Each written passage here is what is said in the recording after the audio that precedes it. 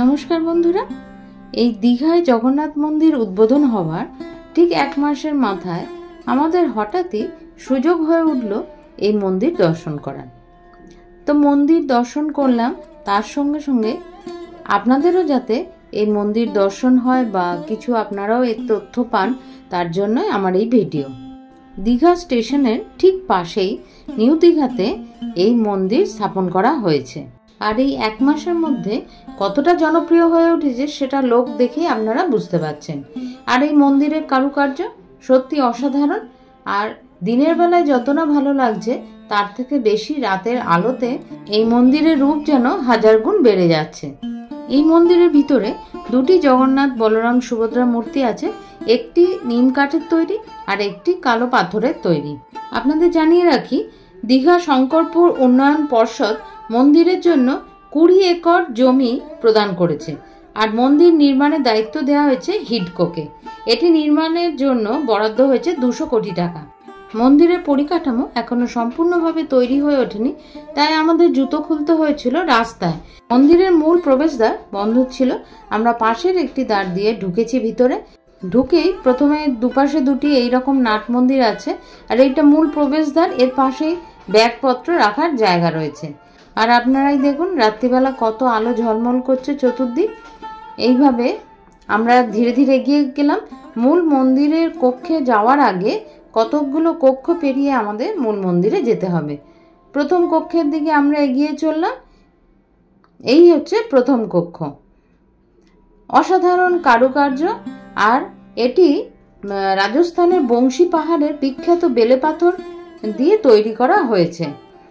দেখছেন লোকের ভিড় কত, দিনের থেকে রাতেই বেশি এখানে ভিড়টা হচ্ছে।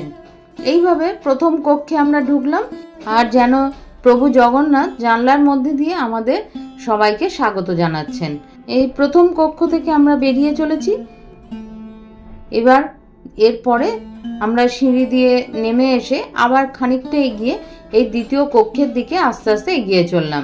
সামনে যেদিকে চোখ যাচ্ছে শুধু মানুষের মুঠোফোনে এই অভিজ্ঞতাকে ক্যামেরাবন্দি করে রাখার চেষ্টা।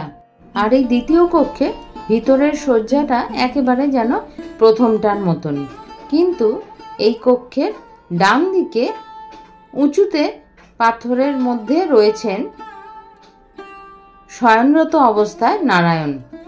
মাথার উপর অনন্ত নাগ ছাতা ধরে আছেন।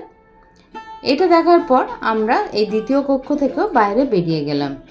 এইবারে এর সামনে হচ্ছে মূল যে কক্ষ, তার সামনে আরেকটি যে কক্ষ আছে সেটির দরজা বন্ধ। আর এইভাবে আমরা সিঁড়ি ভেঙে উপর দিকে উঠে গেছি। আর এই কক্ষের সামনের দিকে দরজাটা বন্ধ আছে। দুদিক দিয়ে এই কক্ষের ভিতরে যাওয়ার রাস্তা রয়েছে। আমরা বাঁ দিক দিয়ে এগোতে থাকলাম, ডান দিক দিয়েও অনেক লোক এগোতে থাকলো। এইবারে আবার আমরা সিঁড়ি ভেঙে উপর দিকে উঠলাম। এইভাবে মূল কক্ষ যে দেখা যাচ্ছে মূল মন্দির, তার ভিতরে যাওয়ার জন্য আমরা এই ডান দিকের প্রবেশ পথ দিয়ে ভিতরে ঢুকবো। এইভাবে ভিতরে ঢুকে দেখুন অপরূপ ভিতরটা, আর প্রত্যেকটা থাম অপূর্ব কারুকার্য করা, আর আলোকসজ্জা তো অপূর্ব। আর এই কক্ষের ভিতর দিয়ে আমরা প্রভু জগন্নাথের মূল কক্ষে আমরা প্রবেশ করব। আর এখানে আমরা জানিয়ে রাখি যে ভিতরে 2টি মূর্তি আছে, জগন্নাথ বলরাম সুভদ্রা। একটি মূর্তি হচ্ছে নিম কাঠের তৈরি, যেটাতে প্রাণ প্রতিষ্ঠা করেছেন পুরীর জগন্নাথ মন্দিরের প্রধান সেবায়িত রাজেশ দৈতাপতি। আর এরপরে পাথরের বিগ্রহ আছে, তাতে প্রাণ প্রতিষ্ঠা করেছেন ইস্কনের সেবায়েতরা। এর সঙ্গে অষ্টধাতুর রাধাকৃষ্ণের মূর্তিতেও প্রাণ প্রতিষ্ঠা করা হয়েছে। এই প্রধান মন্দিরটির উচ্চতা হচ্ছে 65 মিটার বা 213 ফুট। এবার প্রভুকে দর্শন করে বাইরে বেরোনোর পর এইভাবে এই যে ছোট ছোট মূর্তিগুলি রয়েছে, এখানে নারায়ণের প্রত্যেকটি অবতারের মূর্তি বসানো রয়েছে।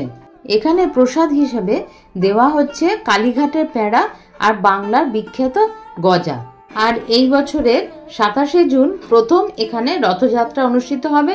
3টে রথ এখনই তৈরি করে রাখা রয়েছে। আর ওল্ড দীঘায় পুরনো যে জগন্নাথ মন্দির আছে সেটি মাসির বাড়ি হিসাবে সেইখানে জগন্নাথ 1 সপ্তাহ থাকবেন। আর সেখানে এই 1 সপ্তাহ ধরে মেলা হবে, আর ভোগ বিতরণ করা হবে। আজ ভিডিওটা এখানেই শেষ করব। আর যদি ভিডিওটা ভালো লেগে থাকে তাহলে চ্যানেলটা সাবস্ক্রাইব করে আমার সঙ্গে থাকবেন।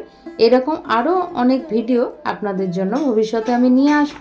আর কোনো কোয়ারিজ থাকলেও আমাকে অবশ্যই কমেন্ট করে জানাবেন। ভালো থাকবেন, সুস্থ থাকবেন। ধন্যবাদ।